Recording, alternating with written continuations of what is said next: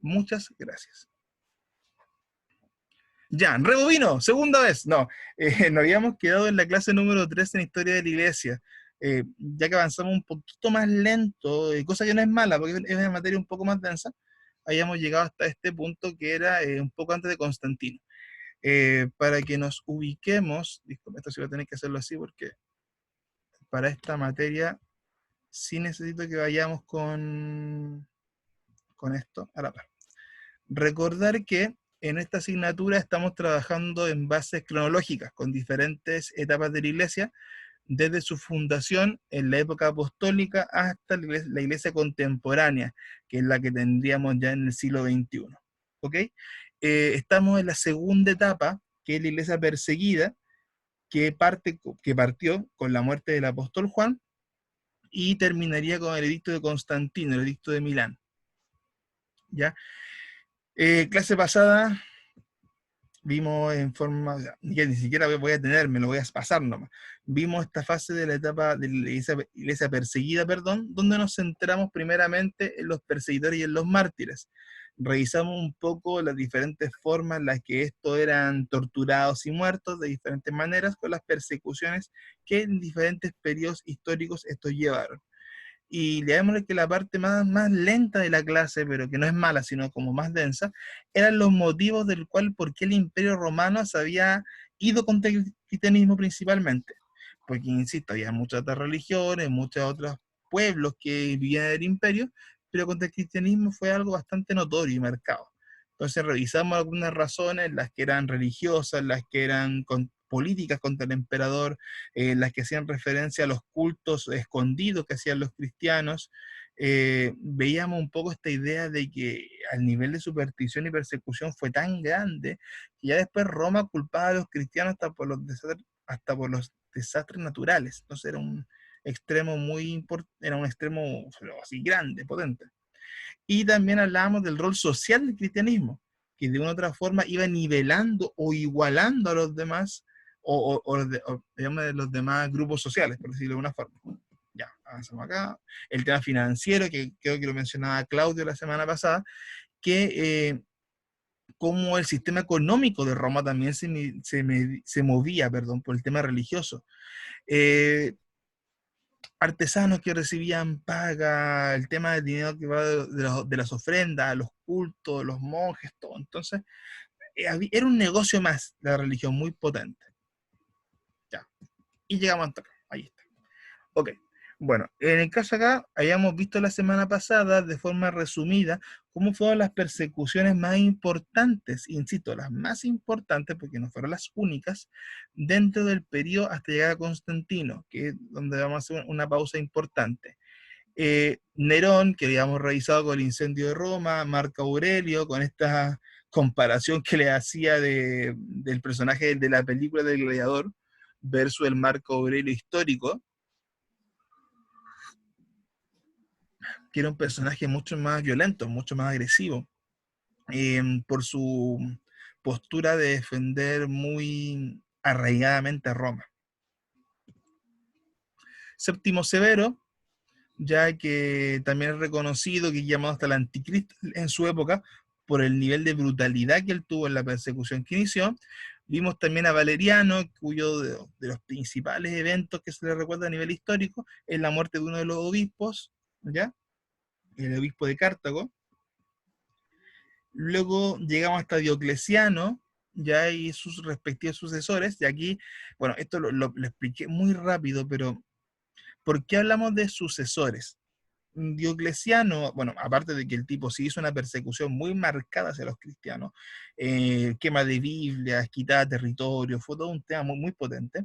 Diocleciano también tuvo que enfrentar a nivel político una serie de disyuntivas en Roma, que tenía que ver con, al ser un imperio tan grande, el gobierno estaba dividido entre los augustos, el tema del César, gobernante, regente específico.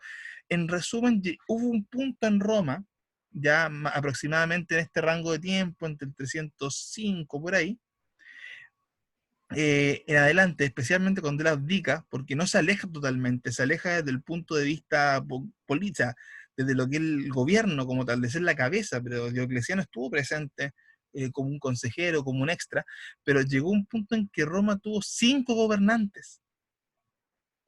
Los de Oriente y los de Occidente, y aparte de habían 2 de Oriente, 3 de Occidente, era un desastre.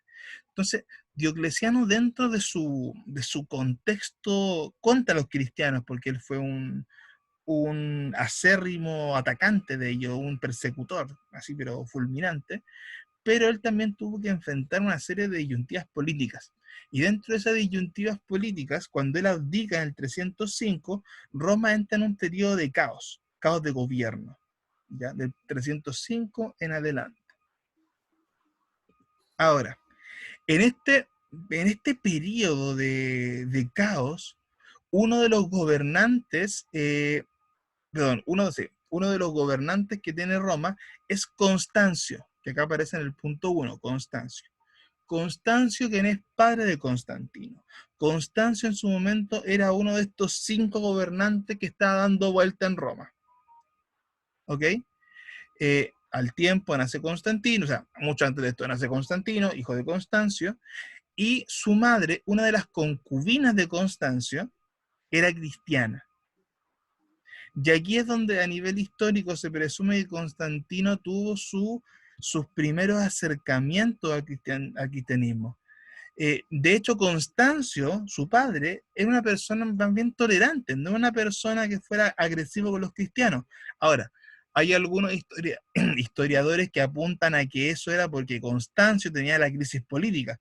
Entonces él estaba más preocupado de asegurar su poder político que atacar a los cristianos. Otros dirían que ya por la influencia de una de sus concubinas, él ya había bajado bastante los niveles de agresividad en comparación con Diocleciano. Ambas posturas pueden tener su parte verdad, su parte, llamémosle, más maquillada, pero lo que es un hecho es que Constancio, padre de Constantino, ya bajó las revoluciones hasta en ese momento. Ahora, dentro de Constantino, y ahí esto lo veremos, de hecho, estas 2 fechas se van a repetir harto porque tienen, ¿cómo se puede decir?, hartas repercusiones después. Hay 2 eventos que son importantes. El primero, que es el edicto de tolerancia, y el segundo, que es el edicto de Milán, o el edicto de Constantino, como se podría decir. Y que de hecho el 313 marca el cierre de esta etapa. Así de importante este caballero. Sea bueno o malo o no, aquí vamos a entrar un poco al debate. Y, ¿aló? Y de ahí vamos a entrar un poco al debate respecto a quién es Constantino, ¿ya? De hecho, este es el personaje que es la base de su ensayo, de su trabajo evaluado. Entonces, por eso yo les dije la semana pasada de que paré la clase, no, a Constantino lo vamos a ver con calma porque aquí, insisto, hay que darle un poquito más de sustancia.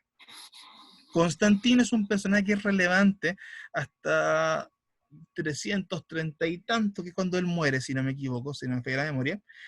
¿Por qué? Constantino se presume, y aquí tendremos diferentes posturas históricas, que Constantino fue un convertido a temprana edad. Hay gente que dice que a esta altura del 311, él ya tenía influencias con su madre y que se había convertido antes del 313, en la batalla del puente de Miljaví, creo que es Miljaví, una cosa así, Miljaví. De hecho vamos a ver igual el tema de la batalla de ese puente. Y que por medio de una visión Dios le habría mostrado la victoria frente a uno de sus rivales políticos, porque volviendo al tema político, el Constancio, su padre, muere y aún está la escoba, porque aún está todo este debate con diferentes gobernantes, hasta que llegó un punto en que luego de una serie de batallas, Constantino pudo convertirse en el gobernante de Oriente unificado, o sea, él era el gobernante sí o sí de Oriente, que era una de las 2 grandes mitades de Roma. Entonces, unificó en gran medida el problema político que había, por lo menos en parte de Roma. Y antes de una de esas batallas, de la última, perdón, batalla definitiva, dice la historia, y Constantino de hecho lo relata en sus diferentes escritos, de que él tiene un sueño la noche anterior, y que este sueño él veía su victoria, o él veía que por medio del símbolo de la cruz estaría su victoria. Entonces, luego de ese evento y una serie de cosas que van pasando, llegamos a estos 2 edictos. el edicto de tolerancia, que es como un edicto de Milán, pero en mini, con mucho más temprano, que ya daba algunas ciertas libertades de culto, no era muy extenso, muy grande, pero eran como pequeños avances. Y después ya tenemos el edicto de Milán, donde la adoración cristiana es hecha legal. Ahora, vamos en un rato más a ver el edicto de Milán porque tiene sus cosillas, pero sí o sí fue un avance claro para el cristianismo desde el punto de vista de libertad de culto. Ahora, ¿terminaron las persecuciones inmediatamente? No. Luego de la muerte de Constantino, hubieron otros emperadores, todavía algunos con cierta resistencia, entonces las persecuciones, aunque en muy, muy menor medida, se fueron viendo en algunos casos. Entonces, también para dejar eso en claro, no es que esto signifique que desapareció 100% la persecución, pero ya había un marco legal distinto. Un marco legal que protegía la libertad de culto, que protegía a los obispos, a los diferentes representantes de la fe cristiana. De hecho, hay ciertas posturas históricas que dicen que Constantino en el 323 es quien dirige o quien convoca, mejor dicho, el concilio de Nicea. Hay algunos que dirán que fue parte, que no fue parte, ahí tenemos un debate, pero de que hay una fracción importante a nivel histórico que dice que él fue uno de los que los convoca. Ahora, la historia de Constantino también no está ajena a la polémica. Tengo una pregunta que cuando la haya visto. Claudio, gracias. Claudio, te has convertido en mi aporte histórico. Se cree, según autor, que Constantino era más místico que Israel convertido, debido a la señal del cielo que interpretó en una de sus más importantes, claro. De hecho, paréntesis, Claudio, para complementarte eso, los que son más escépticos al tema del misticismo de Constantino, te dicen de que esta cruz que él ve en el sueño y que después la grafica en diferentes cuadros, uno puede buscar esa imagen y le vas a encontrar, es una cruz egipcia. De hecho, no es una cruz cristiana como tal, es una cruz egipcia. Entonces ahí tenemos todo el debate. Ahí quería llegar, que bueno que lo leímos justo ahora, que al final de cuentas está la otra postura, de que Constantino, más que un cristiano convertido, era un práctico. Constantino de hecho se bautiza casi al final de su vida. No se bautiza en este periodo que estamos hablando, se bautiza cerca de su muerte. Entonces hay diferentes posturas, algunas que dicen que lo hizo por conveniencia, otros que lo dicen que fue por una conversión real, otros que dicen que se bautiza tan tarde en la historia, porque al final de cuentas Constantino era una persona que fue trabajado a su mente, Dios trabajó hasta que llegó el punto donde su conversión fue evidente. Y otros que derechamente, como el caso que menciona Claudio, dicen que era una persona más mística, que siguiendo la base de las religiones de los misterios, tenía mucho de aquí por acá metido, era una persona más bien abierta en la fe, más que un cristiano. Evelyn nos agrega, yo leí que estaba tanto con los paganos como con los cristianos. Sí, justamente lo que decíamos recién, de hecho su bautismo fue casi al final de la muerte. Entonces ahí tenemos esta figura que es controvertida.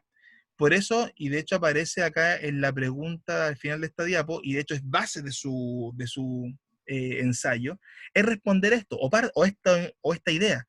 Al final de cuentas, Constantino, ¿es un convertido real o es un político práctico? Porque Constantino está apostando, al final de cuentas, a dar libertades al pueblo cristiano, porque el pueblo cristiano estaba creciendo. Entonces, aquí tenemos el debate. Constantino, por una parte, ¿qué es lo que él hace? Él dice, pucha, los cristianos están creciendo, por ende los cristianos va a haber un punto que van a ser más, ya no los extinguimos, sino que están creciendo. Entonces, Constantino, hay historiadores más escépticos que simplemente apuntan a que él fue un político práctico, de que él vio al ganador y se arrimó al caballo ganador. Macarena, mira, el ensayo lo explicaremos al final, pero el ensayo, para adelantar, aunque se los dije la semana pasada igual, pero para aclararlo, tiene que ver con Constantino, es específicamente sobre su figura. Entonces, obviamente, todo lo que se lea en función del ensayo, aparte de las clases, va a tener que ver con su figura. Entonces, en los libros de Hulburg, por lo menos en su libro principal, enfóquense en los capítulos tanto del el final de la época de persecución y el comienzo de la iglesia imperial.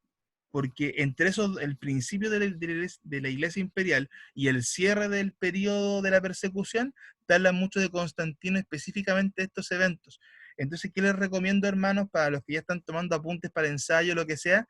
Séntense, aparte de la figura histórica de Constantino, un poco lo que estamos discutiendo ahora, en el edicto de, en el edicto de Milán y en el edicto de tolerancia, porque al final de cuentas son los, o se puede decir, los documentos que grafican lo que hizo, en resumen, evidencia concreta. Y volviendo al debate, al final de cuentas tenemos un Constantino que podemos debatir si él fue un emperador cristiano en verdad o no, con todo lo que decía recién. Se convirtió al final, se convirtió al comienzo, fue místico, fue un buen político. El asunto es que en la práctica, en lo concreto, él aprueba el edicto de Milán, que sí sirvió como un pie para la legalidad de la fe. Sí lo hizo. Y sí permitió que la iglesia comenzase un periodo de paz en comparación con lo que ya estado viviendo en los últimos años. Ahora, el por qué lo hizo, si fue un cristiano real o no, o cómo sus decisiones influenciaron o no, ahí yo creo que es un tema que entra dentro del ensayo.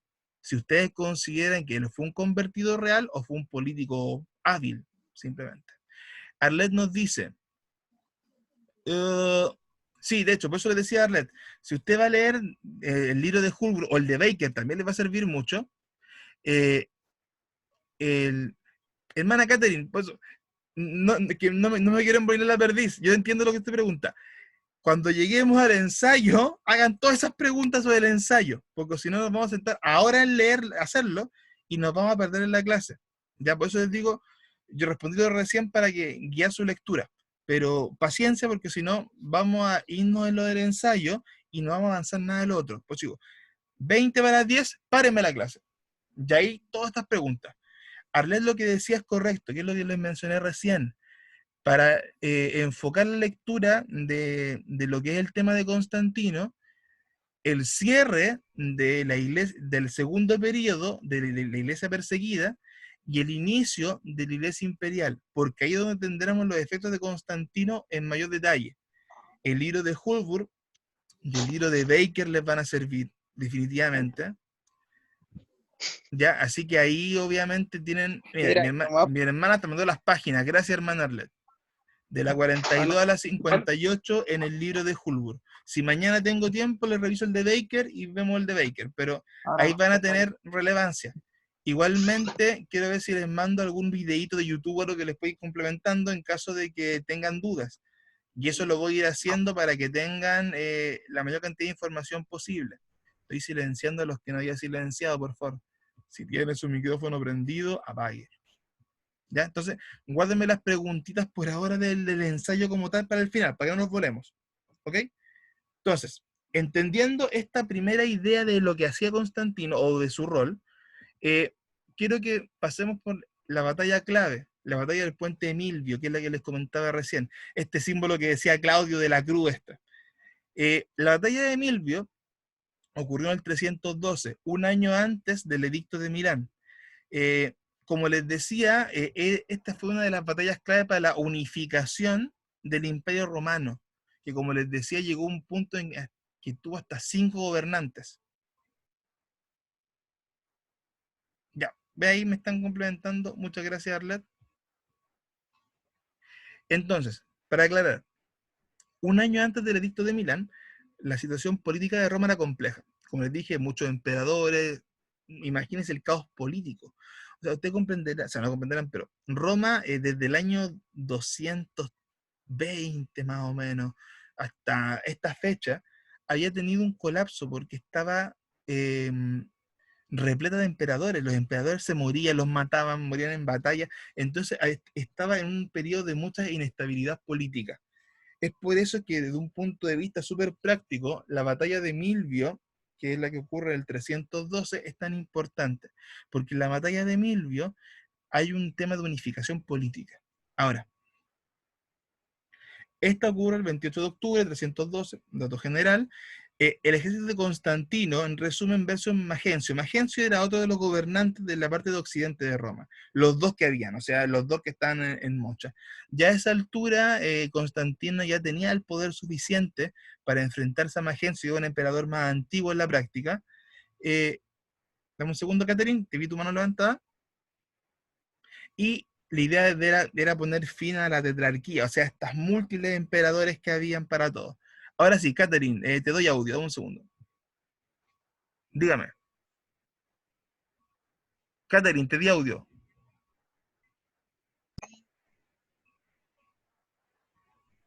¿Aló?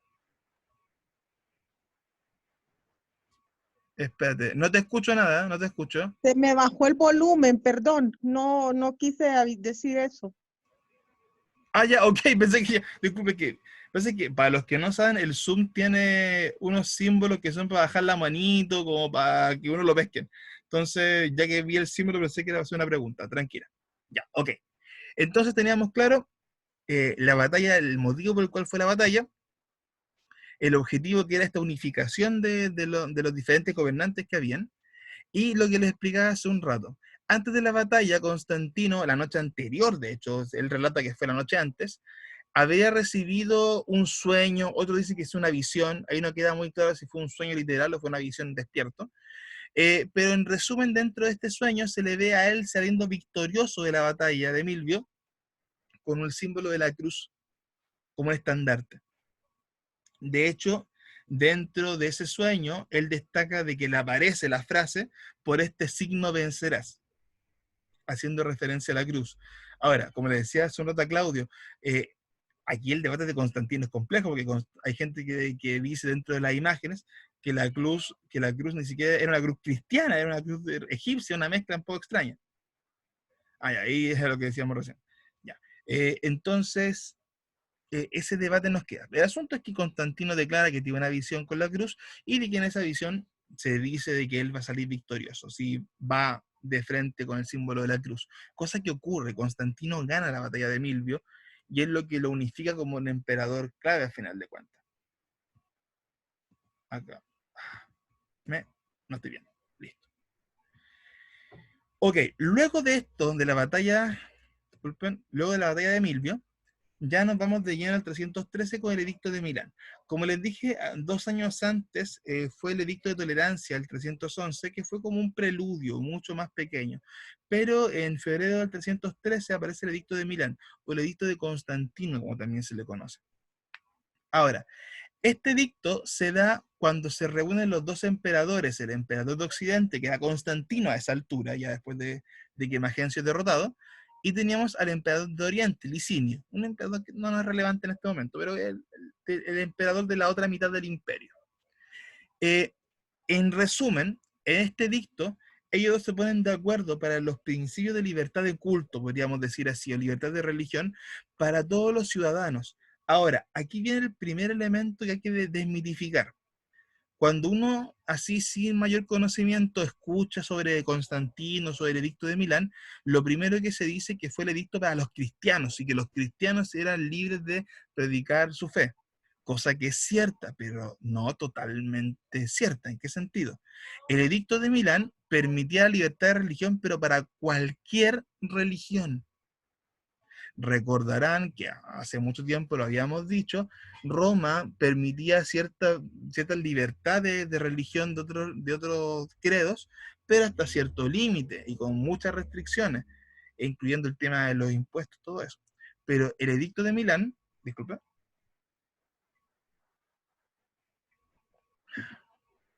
pero el edicto de Milán lo que hace es proporcionar libertad de religión para todos. Obviamente, esto benefició también a los cristianos, que eran a esa altura los principales afectados por el nivel de persecución que tenían y por la cantidad de gente que eran. Recordad que los cristianos, recordad que los cristianos en ese punto de la historia seguían creciendo. Luego de más de 2 siglos de persecución, ellos seguían y seguían creciendo. Entonces ya nos encontrábamos hasta un debate de que era una de las mayorías más importantes de Roma. Entonces, primer elemento que hay que desmitificar, el edicto Ah, perdón, no sé, que tengo una comezón acá. Súper fea. El edicto de Milán, es cierto, ayuda a los cristianos porque les da legalidad en practicar su fe, pero los cristianos, repito, no son los únicos beneficiarios. Todas las religiones ajenas a la del imperio reciben el mismo edicto. Entonces, punto uno que se desmitifica. Después de eso, lo que sí es relevante para los cristianos es que se ordena la reconstrucción de templos, lugares de reunión, de culto, y que los lugares que habían sido confiscados por Diocleciano fuesen restaurados. El Diocleciano era el emperador que vimos antes a principios del año 300. Eh, por ende, sí también hubo un efecto práctico para el cristianismo, porque una de las cosas que más afectó en ese periodo fue que Diocleciano quemara templos, Biblia, quitara lugares, expropiara. Entonces, el edicto de Milán sí fue un pie para que se fuera, ¿cómo es la palabra? Se fue. Reincorporando, se fue. Perdón, no tengo la idea, pero se le fuera devolviendo, en palabras sencillas, cada uno de los lugares que se habían perdido, edificios, casas, iglesias, lugar de templo, se fue de a poquito restaurando. Ahora, como les decía, al tiro de la pregunta de un segundo, como les decía hace un rato, el edicto de Milán no significó que el cristianismo fuera la religión oficial. Ojo, que también es otro tema que ese es un mal mito. Constantino no convirtió al cristianismo en la religión oficial de Roma. Eso ocurrió a finales del año 300, o sea, a finales. O sea, pasó mucho después, de hecho, abajito se lo menciona, el 391, el emperador Teodosio, un tipo distinto, fue el que recién inició el proceso de la conversión del cristianismo en la religión imperial. Lo que hace Constantino es solamente dar un primer paso en la libertad de culto. Pero como les dije, todavía hubieron ciertos emperadores que en momentos puntuales hicieron persecuciones muy específicas, muy mínimas, pero que hubieron. Pero el edicto de Milán, insisto, no tuvo que ver con que el cristianismo fuera religión oficial.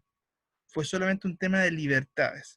Y recién en el 391, que lo veremos en el siguiente periodo de la iglesia, es cuando se da este salto, que es clave, que es que la iglesia cristiana ya, a ver, no sé cómo plantearlo, no solamente es la mayoría práctica del imperio, sino que se convierte en la religión oficial. Eh, ejemplo, Chile es un estado secular, ¿ok? Pero la mayoría del Estado es católico. La mayoría de la gente que profesa, o que lo ha dicho en encuesta, en censo, que profesa su fe, es la fe católica. Y en segundo lugar, los cristianos protestantes. Pero la religión oficial no hay, es secular, no existe una religión oficial. En el caso de Roma, o sea, los cristianos, a pesar de que eran mayoría, o sea, que se convirtieron en mayoría, su religión no fue la oficial del imperio hasta esta fecha, hasta el 391. Entonces igual tener ojo porque el tema de Constantino es importante, sí, por el primer elemento que implicó la libertad de culto, pero no la oficialidad de la religión cristiana como religión imperial. Ahora sí, hay una pregunta pendiente, la veo al tiro. Restituyendo, gracias. Esa era la palabra hace mucho rato.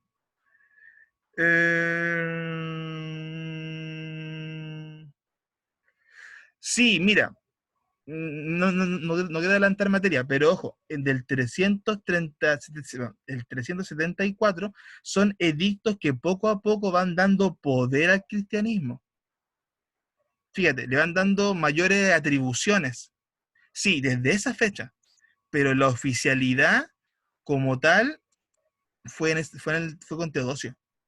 Sí, insisto, voy a adelantar materia, perdón, pero desde el 374 en adelante, lo que sí ocurre son una serie de edictos que apuntan a la oficialidad de la religión cristiana, para llegar al 391 en eso, pero no es directamente en esa fecha. Por eso digo que fue un proceso que se culminó en el 391.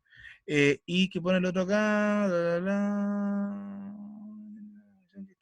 Sí, o sea, por ejemplo, lo que tú mencionas del infanticidio como otros elementos fueron los primeros que se fueron incluyendo, porque ya estábamos hablando de un imperio que tenía a la fe cristiana no solamente como algo ajeno, como una persecución, o sea, como un pueblo ajeno perseguido, ya era parte de las bases del imperio. O sea, ya Constantino, nos guste o no, o lo consideremos cristiano o no, ya era un emperador romano que se declaraba cristiano, o en algún punto lo declararon cristianos.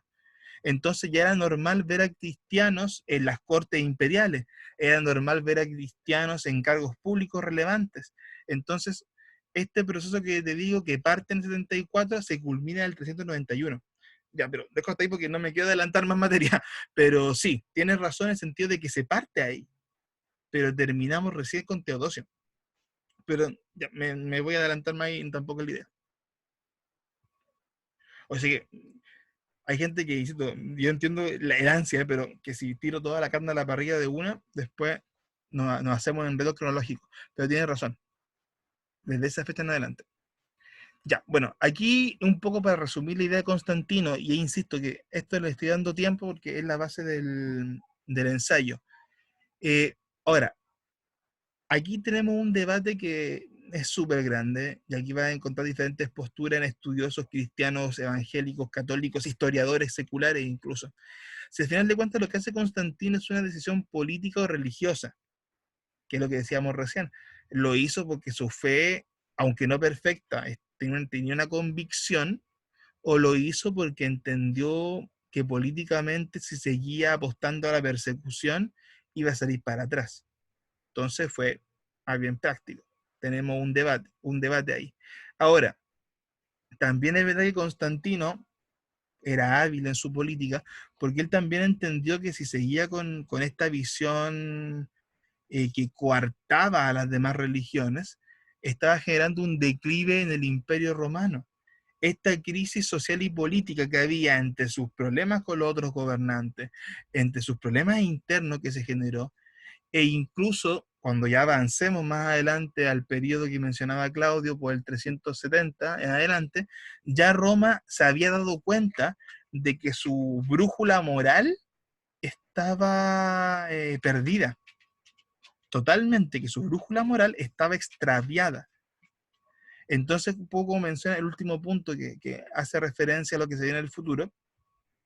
El cristianismo en el paso de los años hasta llegar al 391 como fecha tope, eh, se fue convirtiendo poco a poco en el cemento del imperio, no solo porque numéricamente estaban creciendo cada día más, sino porque si comparamos el periodo o los valores, mejor dicho, del imperio romano ya en su época más mala, eran valores súper pervertidos, por decirlo de una forma, ya que, no, que se habían distorsionado de los ideales originales de Roma.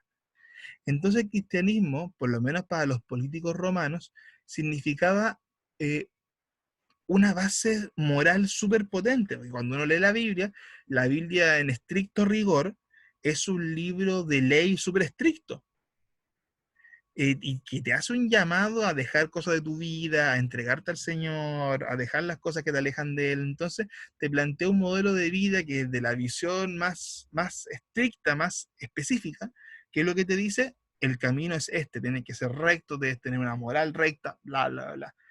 Cosa que el imperio, o por lo menos los gobernantes de Constantino en adelante, fueron viendo como algo necesario, porque la moral del imperio, hasta como la que tenían hasta ese momento, ya iba en bajada.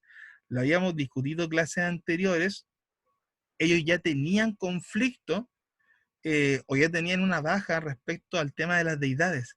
Ya no tenían el mismo nivel de devoción y culto a sus dioses. Y eso desencadenó en una decadencia moral terrible. Entonces, por una parte, uno de los grandes debates de Constantino es si él fue visionario, si él vio que el cristianismo iba a servir para generar la unidad religiosa y política de su pueblo, que fue lo que años después diferentes emperadores fueron, eh, ¿cómo se dice? Fueron cimentando con diferentes leyes, edictos hasta el punto final en donde nos encontramos con una religión oficial, con una religión establecida. Ahora, como lo decía, bueno, creo que fue Claudio, creo que fue Evelyn, dos personas, no sé qué fue la segunda persona, eh, Constantino dejó el paganismo totalmente. Ahí entramos a otro debate, si este personaje fue parte de su proceso de conversión, donde de a poco fue dejando cosas, o fue un hombre práctico que tomó lo mejor de todo y se lo quedó. Porque desde la visión imperial mantuvo, por ejemplo, tenemos más cosas, pero para dar las más importantes, mantuvo su rol de sacerdote, ya lo mantuvo presente, y después de su muerte sí es convertido en deidad del imperio, como ocurría, como lo conversábamos clases anteriores, que de forma póstuma eran deidades, o por lo menos se les declaraba como tal. Entonces, tenemos dos eventos entre otros, ya yo decía hace un rato el tema este de las cruces egipcias y el tema del misticismo y el paganismo. Entonces, la figura de Constantino no es una figura sin debate, no es una figura, ¿cómo se puede decir?, limpia de todo. Sí fue una figura que trajo acciones concretas, ya, el edicto de Milán es una acción concreta, que dio pie a un cristianismo mucho más libre, hasta finales del periodo, obviamente, donde ya se convirtió en la oficialidad. Dio un cristianismo mucho más libre y aportó elementos legales que le sirvieron para eso. Es un hecho, no se puede negar. Pero tampoco se puede decir que es una figura que esté lejos de la controversia. De hecho, si uno se pone a ver un poquito dentro de la chimuchina histórica, por decirlo así, hay sectores más extremistas que incluso dicen que Constantino, insisto, versiones más extremistas, que dicen que Constantino en el concilio de Nicea fue uno de los responsables de la modificación del Evangelio, o de que se aceptaran o quitaran ciertos libros, cosa que en verdad no tiene mucho sentido, para nada. Cuando lleguemos a ese punto histórico, vamos a discutir de hecho del foco del concilio de Nicea, que tiene que ver con el conflicto entre a los arrianistas y Atanasio, que es un tema teológico respecto a la divinidad de Cristo.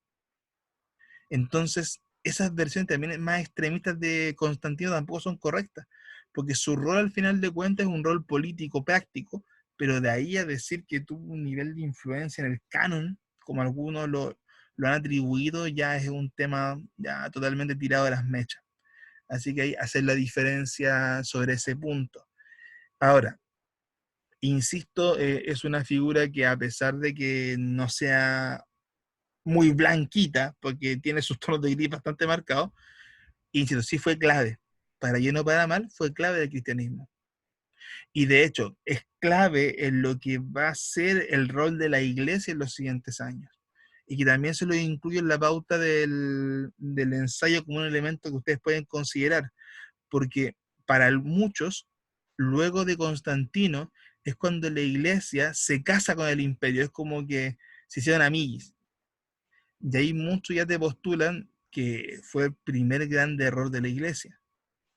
Cuando la iglesia comienza a hacer acuerdos con el imperio, comienza a aliarse con el imperio, genera la decadencia que después se vuelve evidente en la época de la Edad Media, que fue lo que llevó posteriormente a la Reforma. Pero lo que sí tenemos claro es que Constantino, para bien o para mal, fue una figura clave de la historia. Bueno, como les decía, sus acciones permitieron que la iglesia tuviera una nueva dirección y un apoyo secular. Eso no se puede negar. Ahora, que haya sido correcto o no, eh, eso ahí tiene que ver con su trabajo de ensayo que van a tener que hacer y van a tener que ver con el debate que tendrán que, o la discusión que ustedes van a tener que generar en su trabajo. Ahora, antes de que pasemos a la siguiente clase, no lo habíamos hecho antes, pero me gustaría que ojalá no solamente en el chat, sino que, bueno, Claudio, yo sé que se maneja harto en el tema, pero también otros hermanos que respecto a la figura de Constantino, aprovechemos de comentar al tiro, mientras yo cambio de diapo, algún comentario o algo respecto a su figura, porque yo creo que, aparte que es un tema relevante para evaluación, sí es un tema clave histórico. Entonces, no sé, tal vez para los hermanos que no son tan nuevos en... Uy, ¿qué pasó?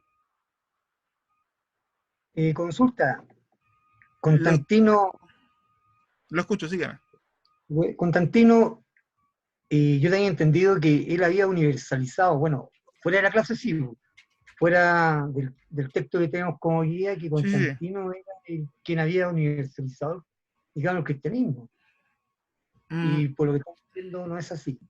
no, por eso les decía. De hecho, Constantino, si usted busca diferentes fuentes de información, que es válido que lo hagan, ojo, por favor, yo soy de la idea que busquen contrarrestar información.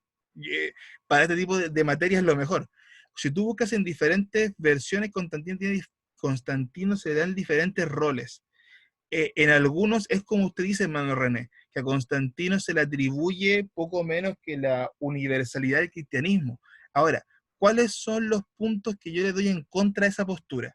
El primero y el más evidente, o sea, el cristianismo iba creciendo. O sea, Constantino no hizo crecer el cristianismo, porque el cristianismo, desde el siglo I hasta ahí y en adelante, nunca dejó de crecer.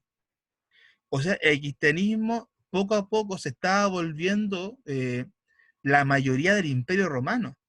Incluso algunas de las posturas más seculares de Constantino dicen que Constantino, como les dije hace un rato, apostó al ganador, apostó a los cristianos porque los cristianos sabían que iban a hacer más. Esa es una postura, obviamente, o una visión que tienen de los eventos de Constantino. Otros sí que van a apostar a que Constantino fue, como usted dice, el que universalizó la fe. Ahora, insisto, si yo me remito a los eventos que uno puede tener más claro, lo que conoce más, uno, Constantino, como alguien mencionó hace un rato, su conversión fue casi al final de su vida. Fue pasado el 330, o sea, no fue una conversión en ese periodo, fue mucho después. Las razones, como les decía, son debatibles. Segundo, el cristianismo seguía creciendo. O sea, el cristianismo no hubo un punto hasta este momento en que se ha disminuido. Ellos eran cada vez más. Y en tercer lugar, por lo que yo les decía del edicto de Milán. El edicto de Milán, claro, normalmente se habla en favor de los cristianos del edicto de Milán, pero el edicto de Milán era para todos. Por eso les digo de que hay que tener cierto cuidado con los valores que uno, o con las interpretaciones que eso uno da. Es cierto, para los cristianos fue un beneficio, obviamente fue un beneficio, porque eran de todos los que recibían mayor persecución. Habían sido los más castigados en el proceso. ¿Estamos de acuerdo? Pero siendo concretos, el edicto de Milán uno, no era solo para los cristianos, y dos, no los hizo universales ni para nada. De hecho, como lo discutíamos un rato con Claudio, fue recién, a ver, 60 años después, cuando empezó el proceso en que el cual el cristianismo se hizo imperial. Ahí vamos a debatir seguramente, seguramente en 2 clases más, Claudio, vamos a tener el menso debate respecto a cuándo. Te lo doy firma, pero está bien, está súper bien. Pero lo que tenemos claro es que no ocurrió en Constantino, ocurrió mucho después. ¿Ya? Insisto, desde el 70 en adelante, del 374 en adelante, cuando se aprueban esta serie de leyes que van agregando elementos cristianos, hasta el 391. Así que, por lo que tú me dices, yo entiendo el por qué lo mencionan así, porque es lo que a nivel más general se conoce de Constantino y porque el efecto que tuvo sí fue obviamente beneficioso desde el punto de vista práctico para el Evangelio. Porque un Evangelio que ya no tenía el nivel de persecución que tenía, obviamente iba a crecer más fácilmente.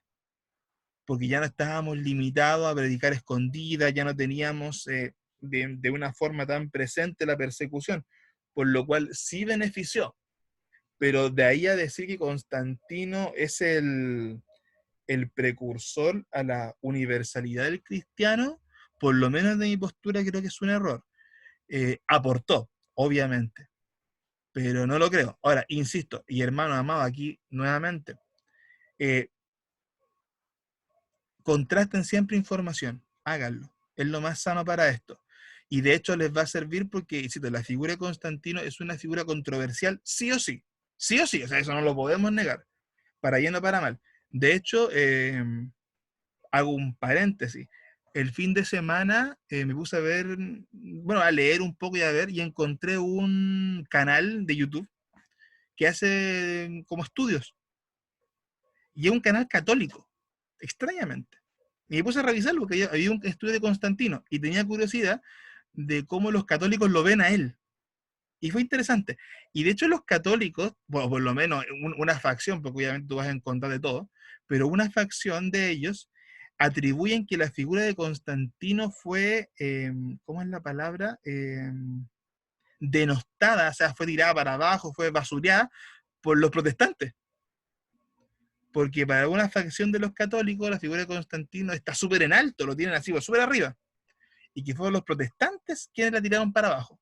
Cuando desde Lutero en adelante comenzaron a atacar las bases de la iglesia romana y atribuyéndose, desde lo que decían ellos, el rol de la verdadera iglesia. Entonces es una figura que si tú lo ves por católico o por historiadores, va a tener muchas posturas. Pero por lo menos lo que usted me dice, hermano, yo no considero que sea así su función. Aportó, pero no que sea función. Déjenme leer el chat. Tengo 3 cositas, disculpen. Claudio.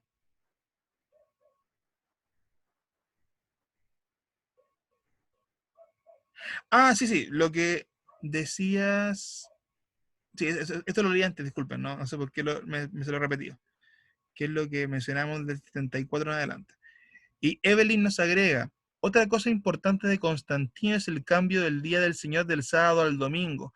Claro que no lo hizo pensando tanto en los cristianos, sino pensando en la celebración del Día del Sol, que era el domingo, eso entendí. Y Amanda que nos agrega que finalmente Constantino fue un instrumento de Dios. Sí, de hecho, Constantino es pagano, o sea, tuvo esas conductas paganas que nunca se fueron. Y por eso que su figura es controversial por lo mismo. Y creo que lo habíamos comentado hace unas clases atrás, al final de cuentas, Roma como estrategia siempre tuvo la asimilación de cosas paganas para acercarse a las culturas. Yo les ponía, por ejemplo, el tema de Navidad. Navidad o la fecha del 24 de diciembre que Roma la acomoda y la pone ahí, no tiene nada que ver con el nacimiento de Cristo y tiene que ver con una celebración pagana. Yo les comentaba también hace unas semanas atrás el tema del marianismo. El marianismo hay un debate muy intenso porque sus orígenes son orígenes paganos, con las divinas femenidades. Y Roma también lo asimila y lo incorpora dentro de su credo para agregarlo como una celebración más. Y cuando la iglesia se hace imperial, ya se convierte en la religión del imperio, lamentablemente, aquí sí estoy súper, por decir una forma, aquí donde yo tengo una opinión muy marcada, lamentablemente cayó en el mismo juego. La iglesia que llamémosle apostólica, que después fue imperial, que después fue la iglesia romana, y que después de la romana fue la católica, esa iglesia hasta el día de hoy actúa de la misma forma. Chile, por ejemplo, tiene la celebración de la tirana. La tirana es una celebración pagana, por donde uno lo mire, es pagana. Pero en su momento, no conozco bien la historia, ahí admito ignorancia, pero la asimilaron con una virgen, con una patrona de la zona, y la comenzaron poco a poco a asimilar como una fiesta religiosa católica. Pero la tirana nunca fue una fiesta católica, nunca fue una fiesta católica o cristiana, era una celebración pagana. Entonces, elementos como el que dice mi hermana Evelyn del cambio del día, sí, tiene base y probablemente es cierto. Porque al final de cuentas, lo que Constantino hace es, o sea, no Constantino, sino que desde él en adelante, lo que hacen es ir asimilando diferentes cosas para que la religión imperial tuviese un sustento sólido, considerando los otros territorios del imperio, tradiciones comunes, tradiciones romanas, tradiciones cristianas. Entonces fue un desastre al final de cuentas en ese punto. Osvaldo Arega, sincretismo religioso. Exactamente. Esta idea de que todo entra dentro de un mismo chorizo, sincretismo, ¿sí? Ocurre. Ya, bueno, lo que decía Amanda, que, claro, al final de cuentas, y probablemente anótalo como una conclusión del ensayo, Amanda. Esa es conclusión fija, esa es conclusión fija. Que al final de cuentas, Constantino, bueno o malo, Dios lo usó. Dios lo usó como un instrumento más. Así que eso hay que considerarlo. Al final de cuentas, una de las primeras cosas que dijimos en la clase de historia de la iglesia, es que al final de cuentas el objetivo de este curso, más que resolver cada elemento histórico específico, es un poco intentar entender cómo Dios ha ido permitiendo que las cosas pasen, cómo Dios ha movido los hilos de la historia. Arlet agrega, al unirse lo que es Aquí en Estado... Chile, disculpa, maestro. Interrúmpame. Sí, maestro, es que aquí en Chile, como somos Pinochet con la iglesia evangélica, un poco así.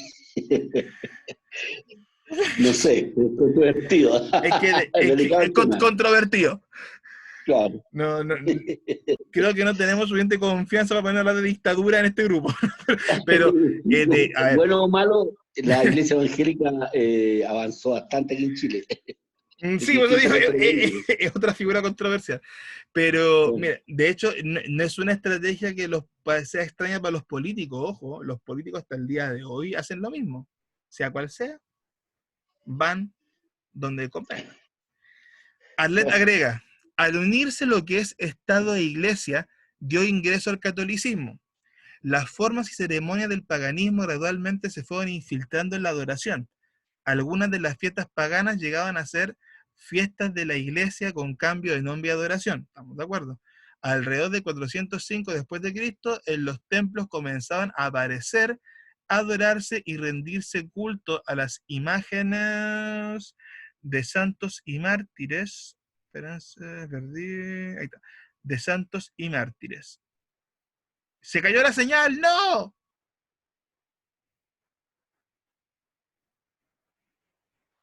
Proponen eso. No, estamos. Espérense, tengo un eco gigantesco. Espérenme, tengo acá un enredo de comentarios, déjenme ver. Se cayó la señal. Sí, parece que sí, hermano René, porque me dijeron recién. Y Macarena, no entendí lo de las oraciones de mi mamá, de mi mamá, que tienen que ver las oraciones de mi mamá en esto. Pero ahí me explica por favor el comentario que me perdí con eso. Bueno, pero siguiendo un poco la idea, lo que dice de hecho mi hermana hace un rato era verdad. Si nos ponemos a enumerar celebraciones, vamos a encontrar que un montón de las cosas que están incluidas en el diario o en el calendario religioso diario católico tiene que ver con eso. Así que créanme que el tema del sincretismo, o sea, se hizo evidente en el tema de Roma. ¡Ah! Sí, sí, sí, sí, ya, gracias. Ahí entendí, ya no era mi ama, era ama Constantino. Es claro, o sea, al final de cuentas, aquí, hermano, y por eso digo que es una figura controversial.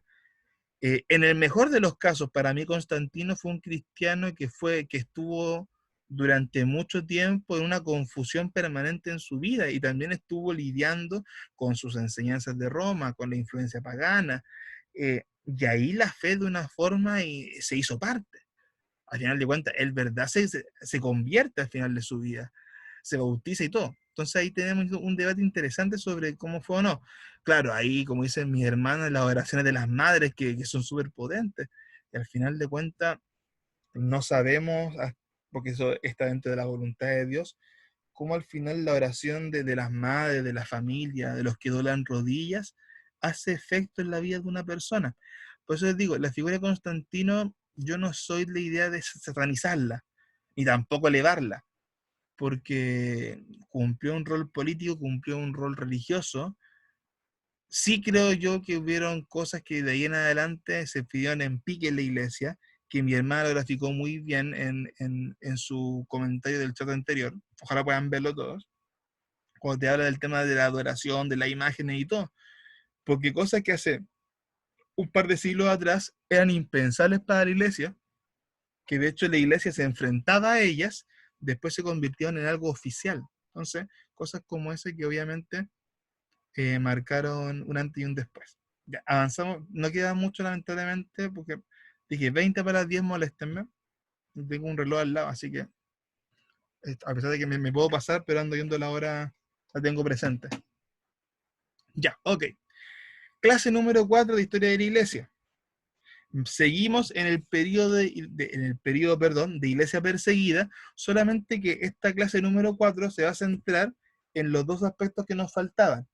En el punto A vimos toda la parte de los perseguidores, un poco la parte más política, pero sin embargo en la clase 4 incluimos los dos puntos que son de doctrina y herejía, que acá da un salto, porque ya hay una doctrina mucho más desarrollada y también hay que poner posturas mucho más firmes ante herejías que se van presentando desde el siglo anterior y que de hecho se siguen presentando incluso después. Ya. Bueno, a pesar de que el periodo o lo principal del periodo tiene que ver con la persecución, es cierto también que como iglesia hubieron distintos hitos relevantes. Y de hecho, uno de los hitos relevantes fue que hubo una, bueno, aparte de una iglesia mucho más organizada, mucho más formada, con más experiencia, obviamente, pero también fue un periodo de mucha producción literaria, se escribió mucho, justamente con el tema de la defensa de la fe. Ahora, algunos eventos que son relevantes y que nos interesan desde este punto de vista.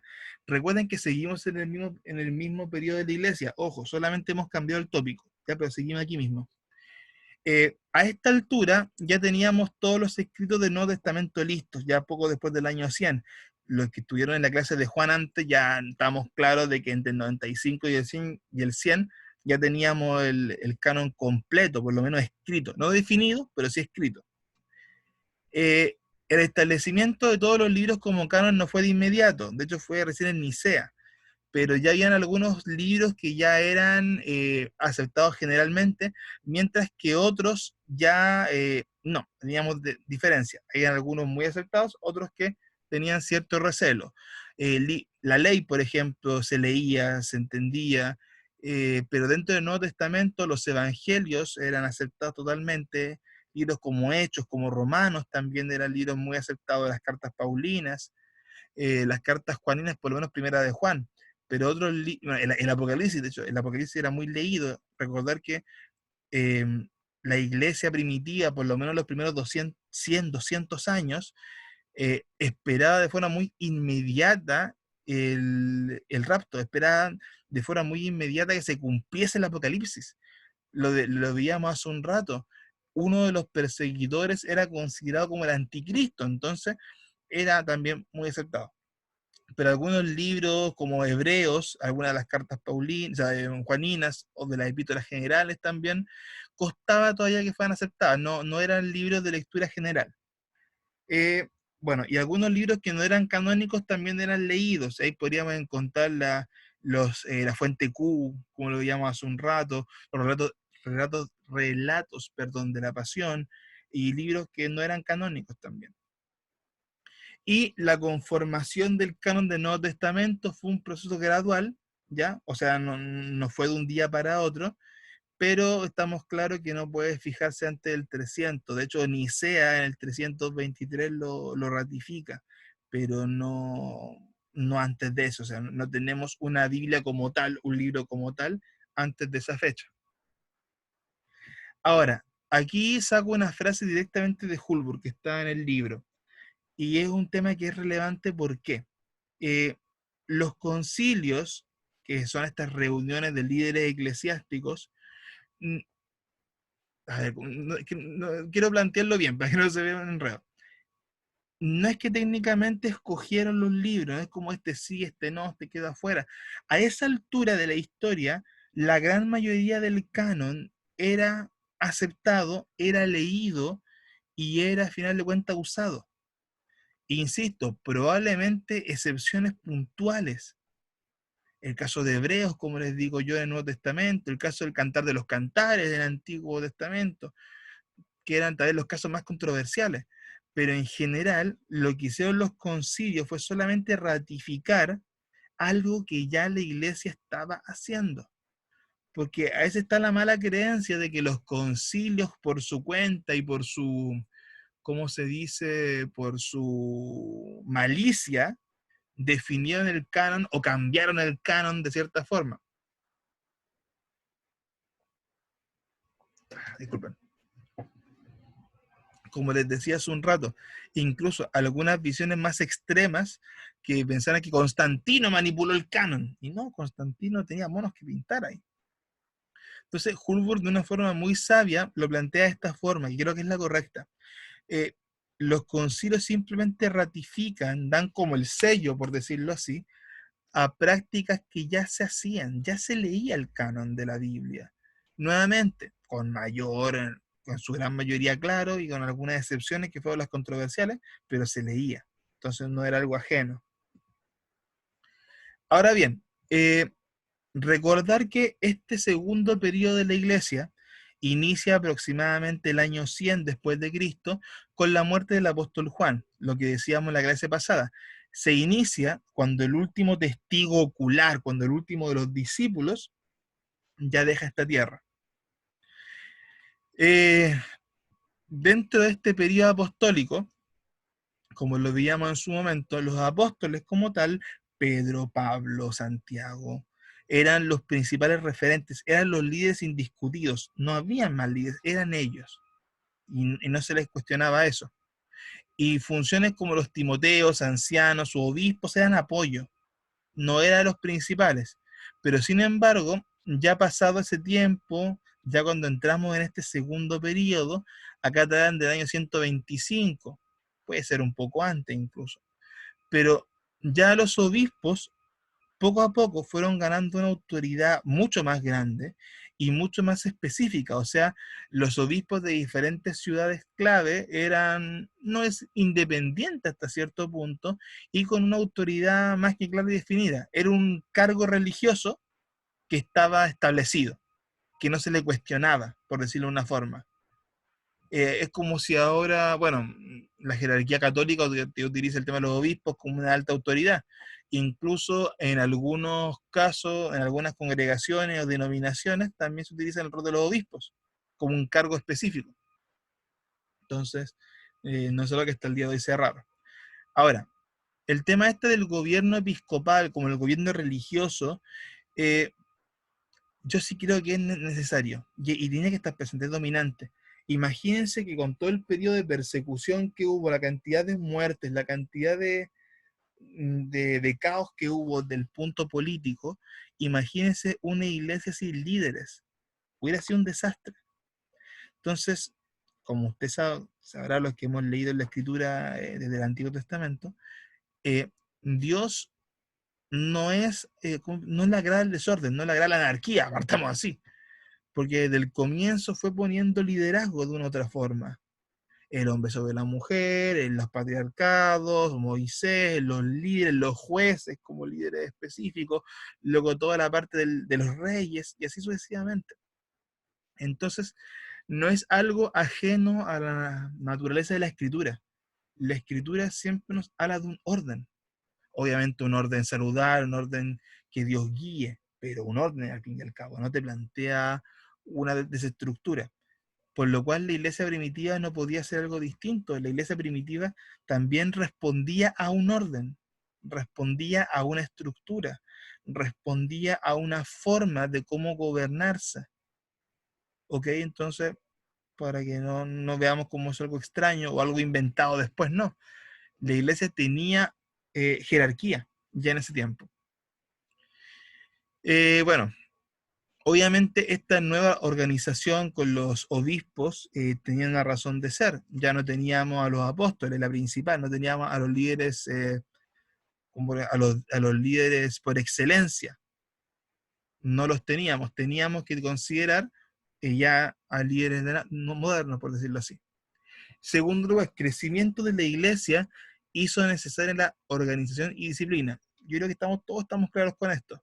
Mientras un grupo más grande sea, más complicado es de dominar, más complicado es de manejar, y por ende se requiere que el orden sea mucho más desarrollado, se vaya delegando más funciones.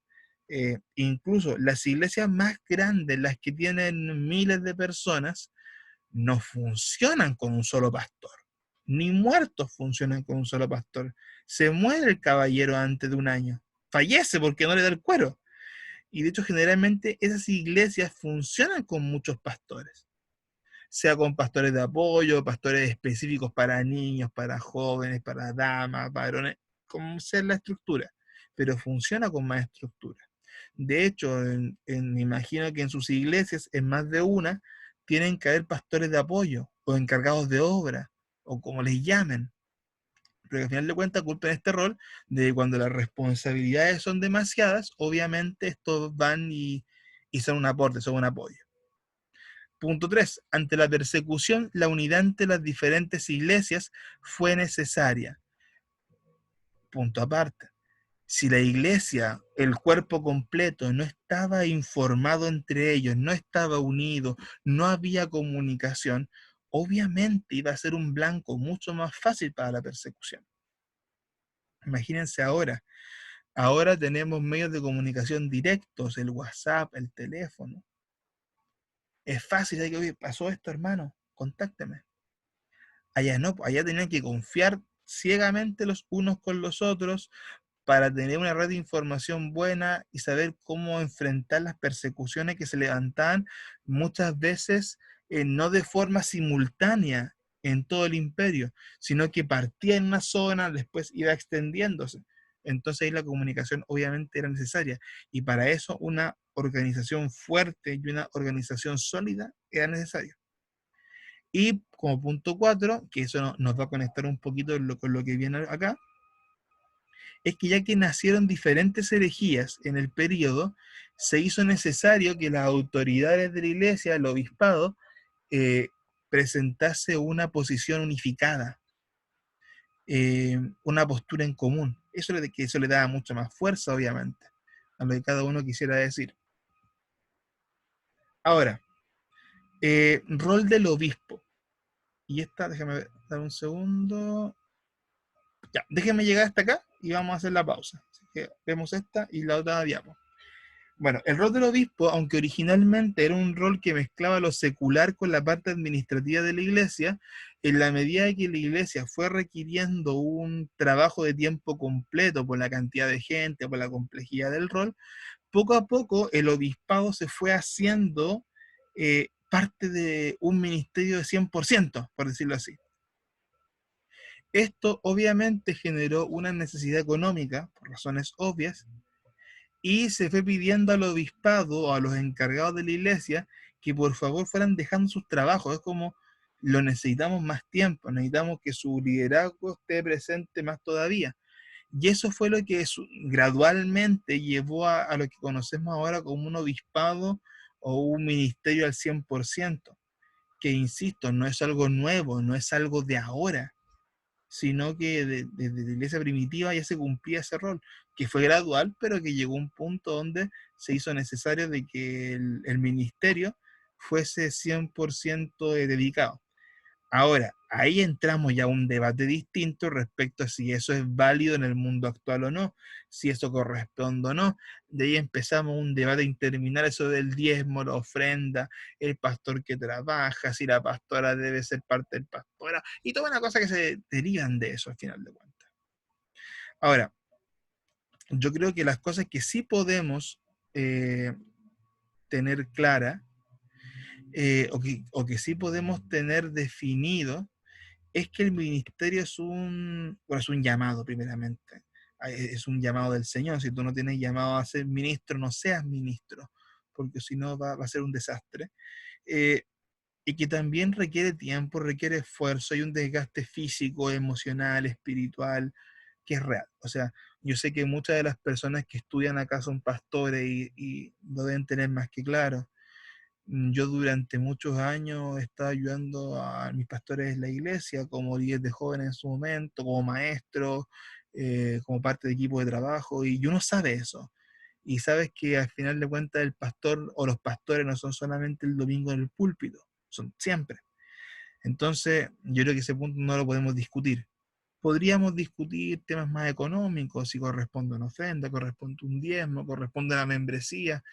De ahí yo creo que es un debate mucho más específico. Pero lo que no podemos caer en duda es que el rol de los dirigentes de la iglesia es un rol que nació desde el corazón del Señor, porque la iglesia es la mitad de estructura, y que ha sido ratificado desde el inicio de la iglesia. Como les decía hace un rato, al final de cuentas fue la comunidad la que le fue pidiendo cada vez más tiempo a sus dirigentes porque lo requerían, supervisar la iglesia, la obra, enseñar, cosa que nos aleja mucho del día de hoy. Y terminamos esta parte con un versículo para hacer la pausa, que está en 1 de Pedro 5, versículo 2, que dice: apacentad la grey de Dios que está entre vosotros, cuidando de ella no por fuerza, sino voluntariamente, no por ganancia deshonesta, sino con ánimo pronto. Que un poco nos habla de la actitud. final de cuentas, que debe tener un ministro, un siervo. Que ojo, no es que no vaya a tener problemas, ni que vaya a pasar siempre por cosas buenas. En el ministerio, yo creo que todos lo sabemos, hay altos y bajos. Y acá también eso aplica.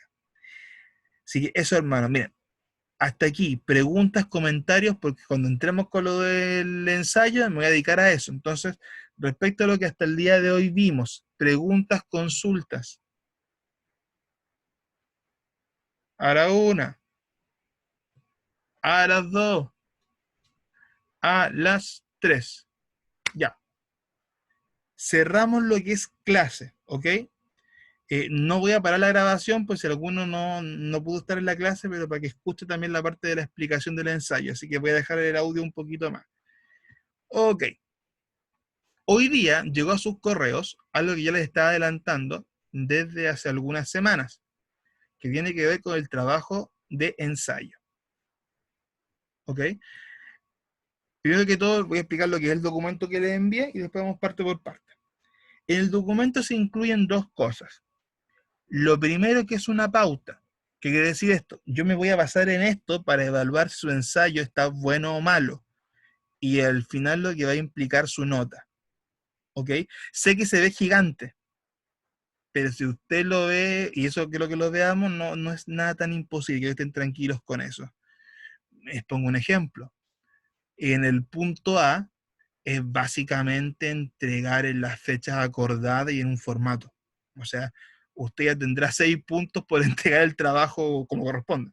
Entonces, hay cosas que son muy, ¿cómo se dice? Como de sentido común, en el sentido de que es cosa de que entregues bien y va a estar. Como hay cosas que ya son más técnicas, y a eso quiero detenerme. Luego de la pauta, en la parte de abajo, aunque lo puse al revés, fui súper tonto, lo admito, me di cuenta después que lo puse al revés. Está la parte de la instrucción como tal. Respecto al ensayo, yo les puse una pregunta como base, ¿ok? Una pregunta que es como su eje. ¿Qué significó Constantino para la Iglesia cristiana? Que es un poco todo lo que hemos discutido el día de hoy y un poco parte de la semana pasada. Esa es la pregunta que ustedes deben desarrollar en el ensayo. Si usted le quiere cambiar el título, si quiere modificar un poquito esto para que se acomode más, lo puede hacer mientras no se pierda de este eje. Ahora, en base a esa pregunta, hay un punto acá que es temática. Quiere decir eso, los temas que están relacionados con el ensayo. Pregunta, discúlpenme.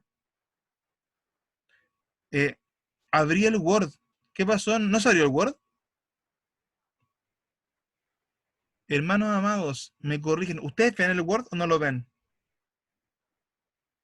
Sí, no. No, no lo vemos. No se ve. Ay, a ver, déjenme ver qué pasó. Compartí otra cosa mal. Denme un segundo. Gracias por avisarme, estoy dando el medio jugo. Denme un momento. ¿Ahí? ¿Sí? ¿Alguien que me hable? Sí, ahí sí. Ya, gracias por haberme corregido.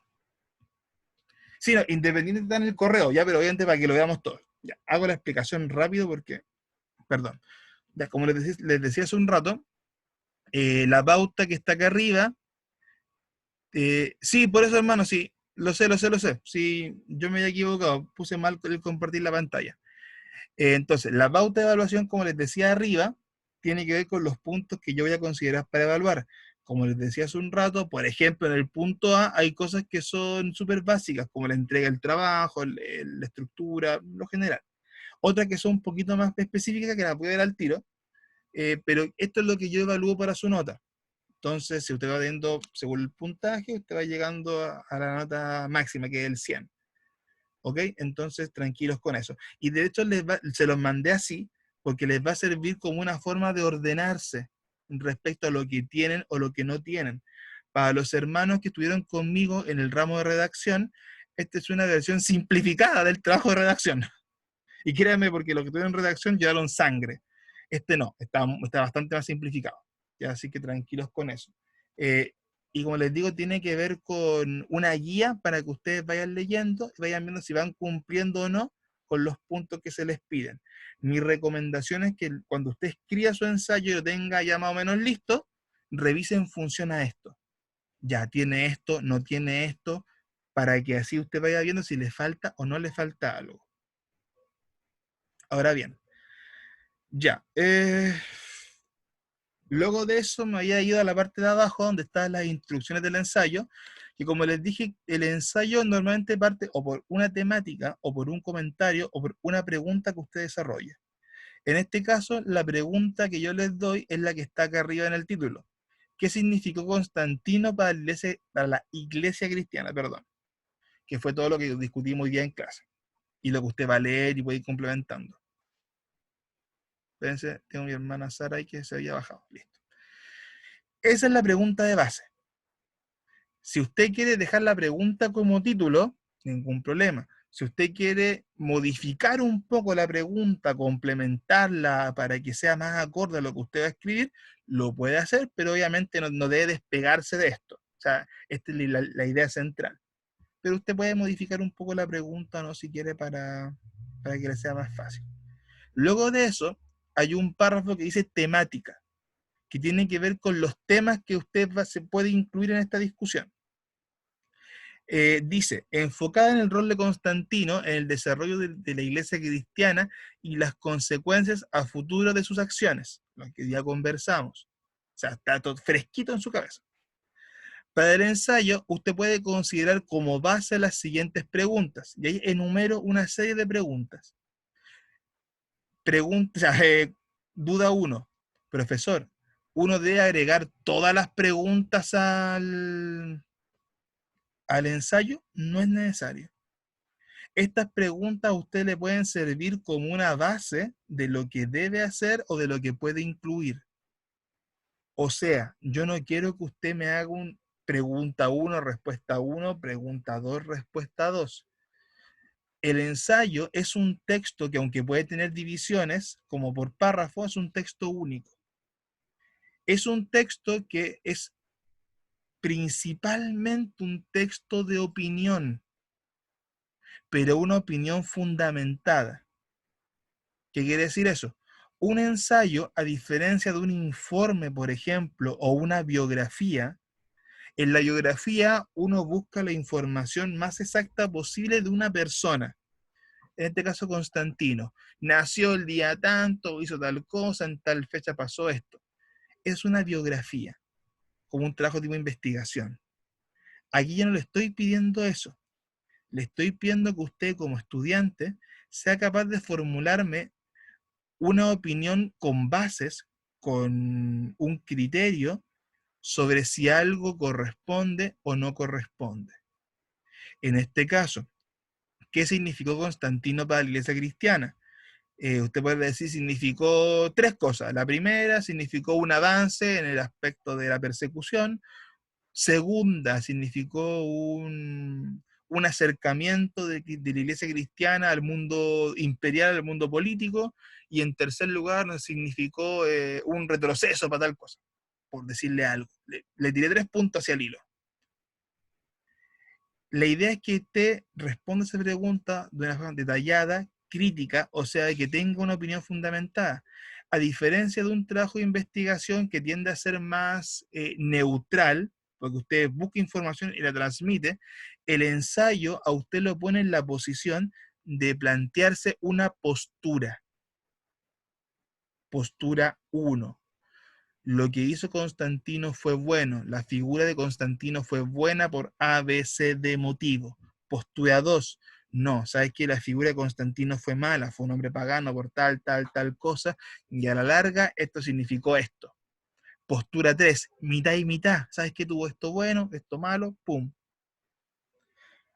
O sea, el tema del ensayo implica que su opinión la vaya desarrollando de una forma completa. Las preguntas que aparecen acá son preguntas que a usted le va a servir como apoyo. Si, por ejemplo, les falta alguna idea o no sabe cómo direccionar su trabajo o no sabe qué incluir, yo le pongo acá preguntas que a usted le puede servir como un hilo conductor. Me puedo guiar por A, B, C, D. Por eso es que no le dejé solamente lo de arriba, no le dejé solamente esto, sino que le dejé, aparte de eso, una serie de preguntas o temas que le van a ayudar a guiarse. Leo el chat.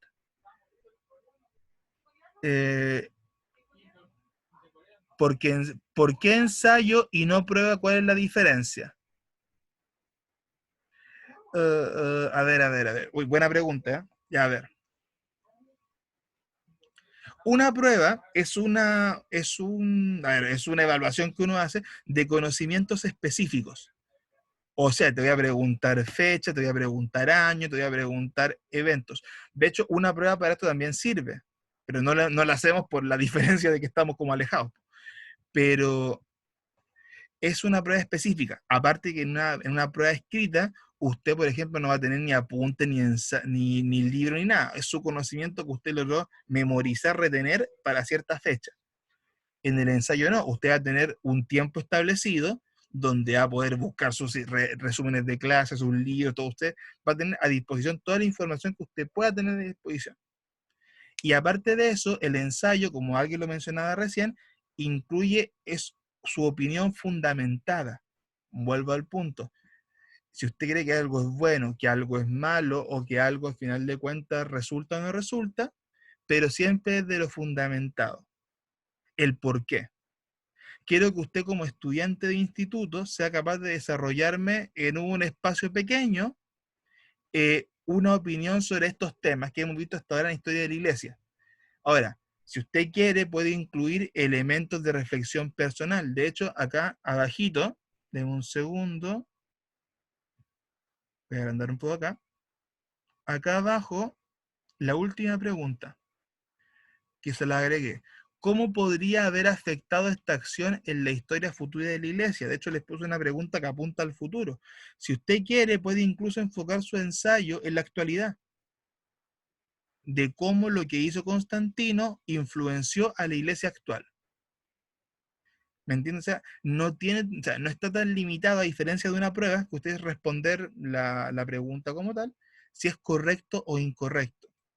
Aquí usted va a darle el enfoque que usted quiera, obviamente manteniendo la línea de lo que les puse acá de Constantino y su rol, pero usted puede ir jugando con eso si usted lo quiere hacer más enfocado en el pasado, más enfocado en el presente, más enfocado en él como persona, como creyente o no creyente, o más enfocado en sus políticas. Es mucho más libre de hacer. Y la otra pregunta que me decía mi hermana Catherine, ¿eso quiere decir, profe, que un ensayo es contestar la pregunta bajo mi propio criterio? Sí, de una forma sencilla, sí, pero obviamente con un desarrollo grande. O sea, no le estoy pidiendo 2 líneas, le estoy pidiendo que usted me haga un trabajo estructurado sobre el tema. De hecho, si usted baja acá, yo le pongo cantidad de páginas, para que no les dé susto a los hermanos que son nuevos. De 2 a 5. Eso quiere decir que si usted hace un trabajo de 2 páginas, pero que está bueno, va a tener igual la nota perfecta. La cantidad de páginas no determina si un trabajo es bueno o malo. Usted puede desarrollarme una buena columna de opinión, un buen ensayo en 2 páginas. O hasta menos incluso, hasta menos. ¿Cómo usted lo puede hacer en 5 páginas? Y de hecho puse 5, yo sé que hay hermanos que son buenos para escribir y que se van a pegar una mini Biblia. Y lo entiendo y lo agradezco. Entonces, tranquilidad con eso. Usted puede hacer un trabajo muy breve, de 2 páginas, incluso un poco menos, como le digo. Igualmente puede tener el 100 si cumple con todo. No tiene que ver con la cantidad. Tiene que ver en que si ustedes son capaces de ordenar su opinión sobre este tema, fundamentarla sobre lo que vamos a ver y obviamente darle un sentido. Ya, déjame ver la última pregunta y luego paso a explicar rápidamente el punto por punto.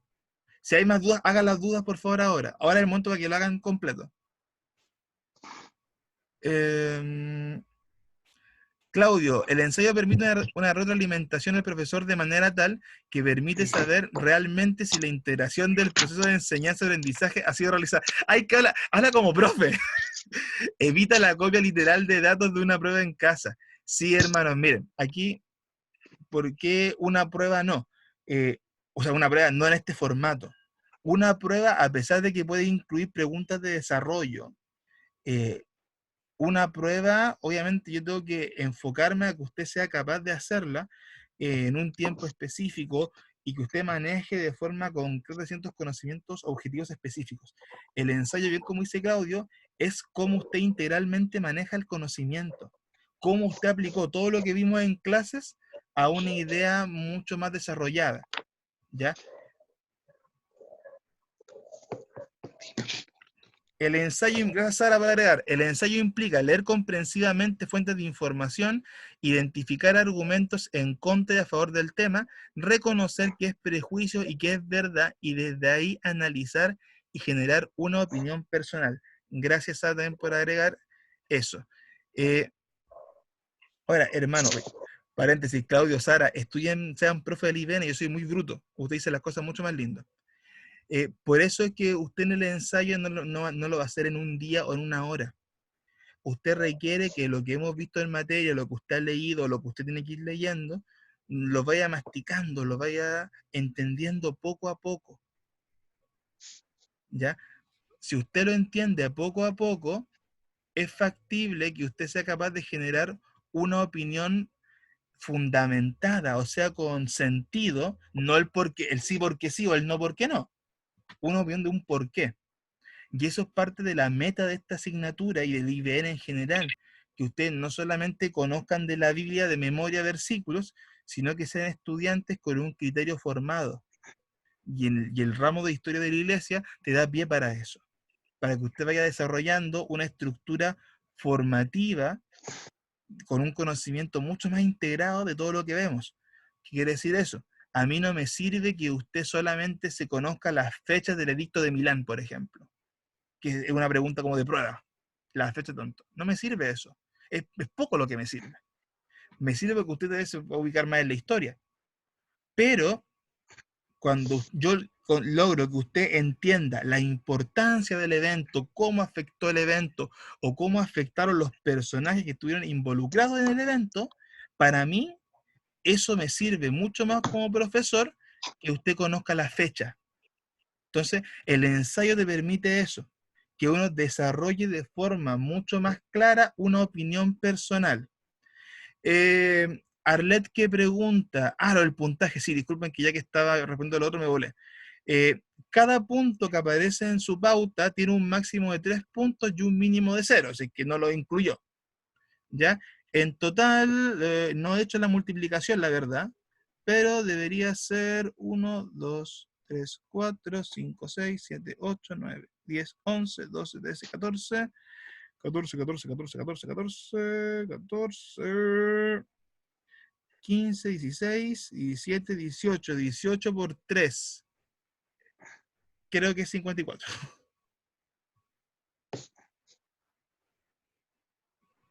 Sí, obviamente se promedia eso a un 100. Recuerden que la escala de IBN funciona de 0 a 100. Ya no funciona de 0 a 7 como en el colegio. Macarena, sí, no es un trabajo fácil. Por eso es que, por ejemplo, el tema de la fecha, yo lo puedo extender. No tengo problema en extender la fecha. Ya porque yo entiendo que especialmente para los estudiantes nuevos, esto va a ser un poquito más complicado porque es primera vez. Los estudiantes antiguos tendrán seguramente memoria de Vietnam, memorias de guerra pasada, pero yo sé que rapidito se van a enchufar. Déjeme ver acá el tema de la pauta y luego voy a dar algunas recomendaciones generales. Ya, formato, bueno, como le explicaba, el punto A es referente de que esté como corresponde, un trabajo ordenadito. El punto B, estilo de ensayo, que predominan específicamente las opiniones personales. Lo decía hace un rato Claudio, no es tanto el copiar, pegar información, sino que la mayoría del trabajo tiene que ver con su opinión personal sobre el tema, ¿ya? Es lo principal.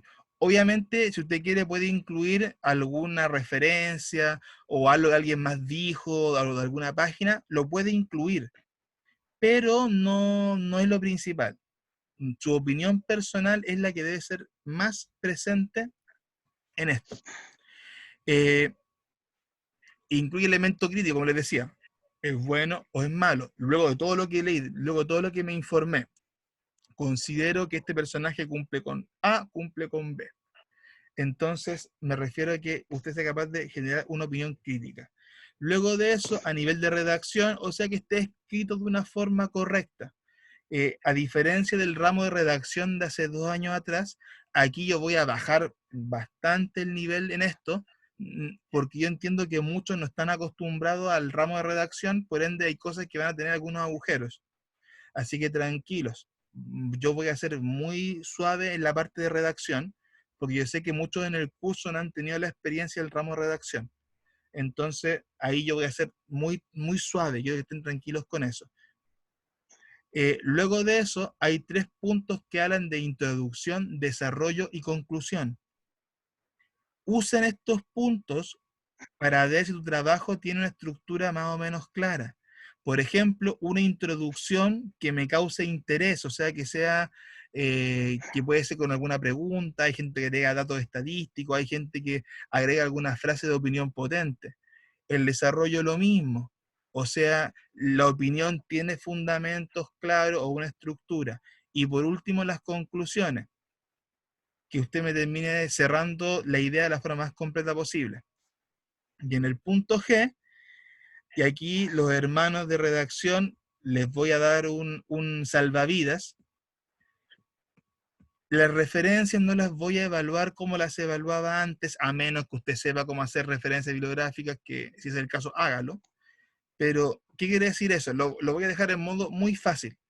Si usted ocupó algún libro como ayuda, que lo va a hacer sí o sí, porque uno va leyendo para informarse, inclúyalo al final, para yo saber de dónde sacó la información. Por ejemplo, el libro de Hulbur y el libro de Baker los van a usar probablemente. O sea que al final, si es que ese fue el caso, coloque como bibliografía, como referencia, libro tanto, el nombre y el autor. Nada más que eso. Para los hermanos que saben cómo hacer referencia, ellos ustedes saben, sean honestos, háganmela bien.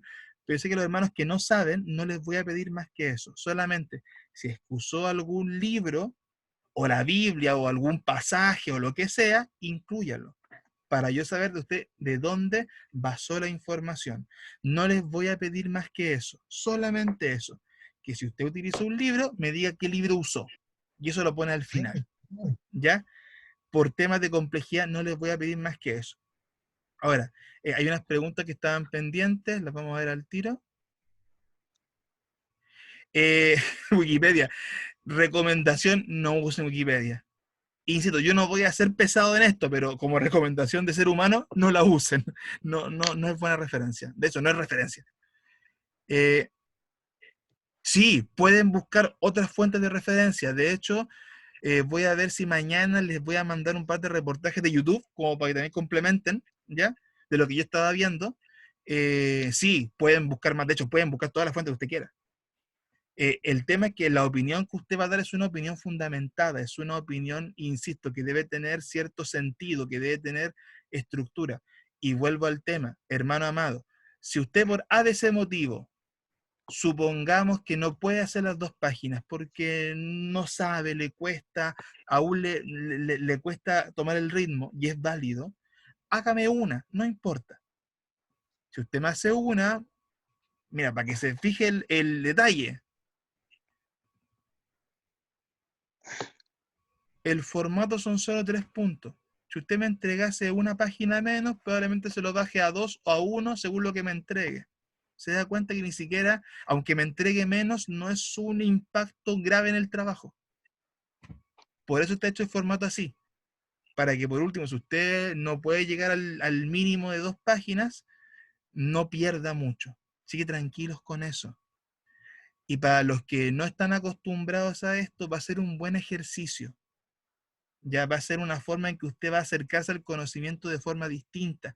Hasta ahora, lo que habíamos hecho, en su gran mayoría, son tareas en base a texto.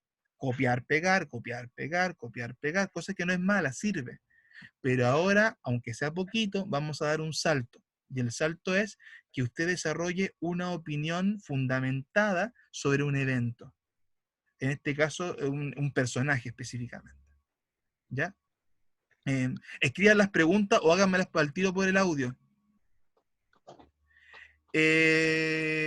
René Aguirre me dice el Código Da Vinci de Dan Brown.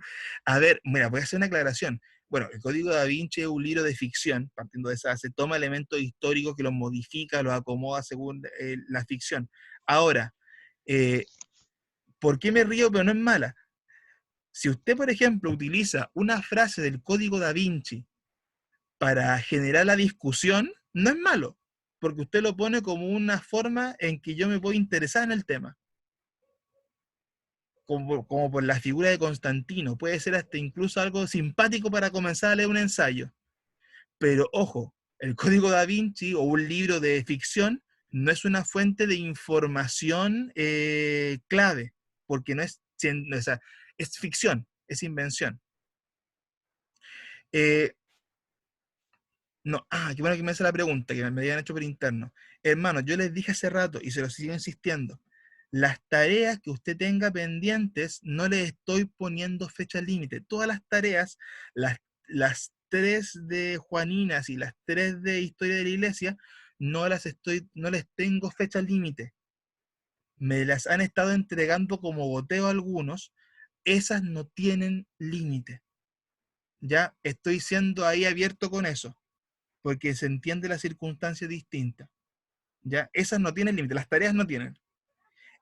Ninguna, ni las de Juaninas ni las de Historia. En el caso de este trabajo, sí tiene una fecha límite, porque es un trabajo con una evaluación más formal. Entonces, les tengo que dar un plazo. Ahora, ese plazo del 27, ¿yo se los puedo extender? Sí, lo puedo hacer. Según como vea que están avanzando, según como vea que están trabajando. Lo puedo hacer, lo entiendo.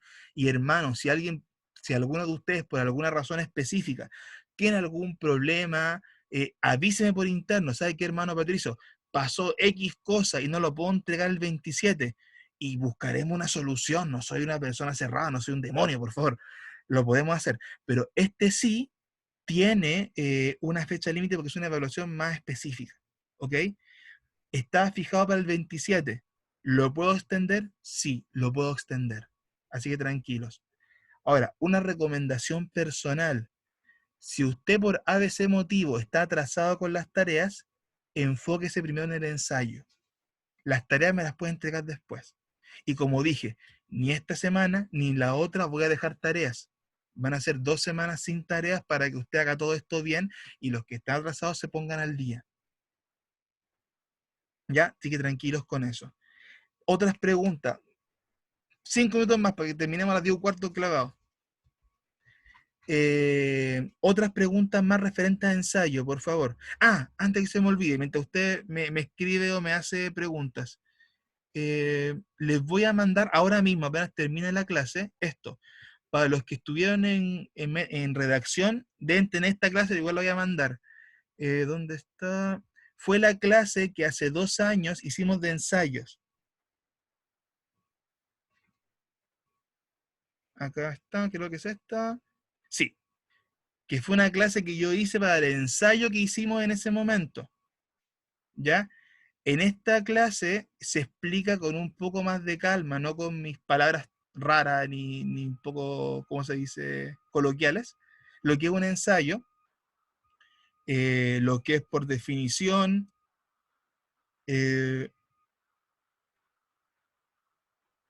las características más generales, la estructura en general que tiene y un poco lo que pide. ¿Ok? Se las voy a mandar ahora mismo, ahora ya, para que les sean una ayuda extra para los hermanos que no saben bien lo que significa o lo que es. Así que yo termino la clase y se los envío al tiro ya. Sí, pues este PowerPoint sobre lo que lo vimos años atrás, se los voy a compartir al tiro, para que les sea una ayuda. Y como les dije, hermanos, no voy a dar más tareas hasta que terminemos con la evaluación, así que tranquilidad. Macarena, por eso les digo, repito, las tareas que se dieron hasta ahora, tanto de historia de la iglesia como de Juaninas, no tienen fecha de entrega, ¿ya? Por lo cual, si están atrasados con ellas, no importa, déjela de stand-by por ahora, por esta semana y la otra no voy a mandar tareas. No voy a mandar ni esta ni la otra. E incluso, si veo que están muy colapsados con el ensayo, probablemente no les mando una tercera, para que terminemos todos de aplanar lo más posible. Así que tranquilos con eso. Y por último, si no hay más preguntas respecto al ensayo, yo se los puse en el grupo, pero igual se los digo acá. El día sábado, probablemente a las 6, creo que les puse a las 6, pero puede ser 5 o 6, vemos la hora. Yo les voy a mandar el enlace del Zoom, así como lo estoy mandando ahora, y los que quieran, no es una obligación, voy a hacer también una conexión sin clase, así como una tutoría, para que veamos dudas y respondamos todas las dudas que hayan. A esa altura espero que por lo menos tengan algo más armadito y podamos hablar respecto a eso. Vamos a responder dudas, vamos a hacer las correcciones, e insisto, si veo de que no está muy perdido, obviamente voy a tener que extender el tiempo del trabajo, porque la idea no es que les vaya mal, y quiero que estén tranquilos con eso. Sí, obviamente por correo. Ahora, la entrega del ensayo.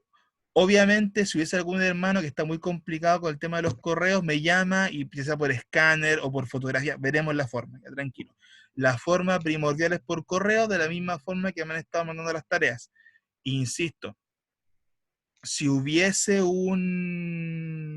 ¿cómo se llama esto? Alguna complicación muy grande, por algo veremos la forma. Así que tranquilos con eso. Macarena, ¿con cuántos puntos se aprueba? En el caso de IBN, ya que el máximo son 100 puntos, como alguien le comentaba hace un rato, la escala mínima es un 70. O sea, del total de nota, uno aprueba con un 70. Ahora, hermanos amados, yo insisto, por algo las tareas, por algo los trabajos cortitos, porque eso les va a ustedes sumando nota. En una tarea que es puntual, que es leer, responder, es muy difícil que le vaya muy mal, que le vaya, insisto, que tenga un rojo, porque son tareas que son de seguimiento de clase nomás. Ahí usted siempre va a ir sumando notas, y por eso lo hacemos así, para que los trabajos que son un poquito más complicados, que requieren un poquito más que son más difíciles, aunque no les vaya tan bien, se compense con lo otro. Entonces, tranquilos. Arlet, ponderado, o sea, promediados. Por ejemplo, el ensayo tiene 54 puntos. Al igual que en el colegio, uno convierte el puntaje en nota, y según su puntaje, él se convierte en una nota del 100 hacia abajo. Insisto, la exigencia no es tan alta, por lo cual no va a tener puntaje en extremo bajo. Quiero que tengan tranquilos con eso. Así que respiremos. Sé que hay hermanos que se asustan un poquito porque esto es nuevo. Tranquilidad, vamos a ir paso a paso. Los hermanos de redacción de hace 2 años atrás saben que no fueron masacres tan complicadas, fueron difíciles, pero al final de cuentas salieron bien, porque la idea es que esto lo armemos poco a poco, ¿ya? Esto se los envío ahora ya a mi hermana Amanda, para que esté atenta, y el día sábado vamos a tener la tutoría, ¿ok? Así que les mandaré el enlace el sábado en la tarde, nos conectaremos, responderemos dudas ya más específicas, e insisto, si veo que está muy complicado, avanzaremos, o sea, ¿cómo se llama esto? Le daremos más tiempo al trabajo, dice mi hermana Arlet. Todo lo vemos en Quito que nos fortalece. Amén, hermana. Y esa es la idea. Hermanos amados, los que son antiguos ya saben bien que esto tiene su dificultad, pero la idea de que estudiemos la palabra es para que como obreros nos formemos. Y como obreros también implica no solamente escuchar una clase, no solamente leer un libro y responder, también implica que uno reflexione no solamente de la escritura, sino que reflexione de la palabra y de lo que esto implica. E insisto, aquí nadie los va a matar de golpe, ni voy a disfrutar poniéndole rojo todo el día. No es eso. Es que construyamos poco a poco. Si estamos complicados, revisamos, armamos y vamos corrigiendo. Así que tranquilidad con eso. Ya de verdad, de todo corazón. Dudas, como les dije, mañana voy a estar en la casa todo el día, así que me pueden llenar de dudas. El tema está claro. Insisto, si lo van a hacer cortito, 1 o 2 páginas, no se compliquen tampoco más con eso. Si usted es bueno para escribir, yo sé que le va a dar más rienda suelta y va a dar un trabajo con ese enfoque porque tiene más experiencia. Los que no, tranquilo. Yo también entiendo que hay hermanos que son nuevos o hay hermanos que les cuesta más, y con ellos también, y por favor, los hermanos antiguos saben que esto es así. por favor, no me dejen mal, saben que no soy malo para revisar, sino que se da mucho espacio, así que tranquilidad con eso, ¿ya? Eso. Vamos a orar para despedirnos, voy a dirigir la oración para que vayamos cerrando. ¿No hay más dudas del ensayo? ¿A la 1? ¿A las 2? ¿No? Ya, oramos entonces para terminar. Gracias por el tiempo, sé que nos extendimos un poquito, pero era importante hacer esto ahora ya. Entonces teníamos que hacerlo porque si no, todas estas dudas iban a quedar muy al aire y tampoco era la idea. Mi pastora Sabina, ahora que justo la vi conectada, vi su cara. Guíenos en oración, por favor, si es posible. Estoy abusando que ya mi voz se cansa hasta ahora. Ahí déjeme darle audio. A ver. ¿Está con audio? La pastora me está muteando adrede. No me está muteando adrede. ¿Qué pasó? ¿Por qué no? Pucha, no. No, parece que... No sé por qué no le puedo dar audio acá. O sea, le doy, pero no... Ya, tranquila, pastora. No soy rencoroso. Ya, hermana, más, yo lo guío nomás en oración y vamos a terminar. Les mando al tiro este power de apoyo y nos pregúntenme nomás, ¿ya? Yo sé que esto es un trabajo difícil para algunos, pero... Ahí está. Ahí está, ya. Yo sé que es un trabajo difícil para algunos, pero paciencia, ¿ya?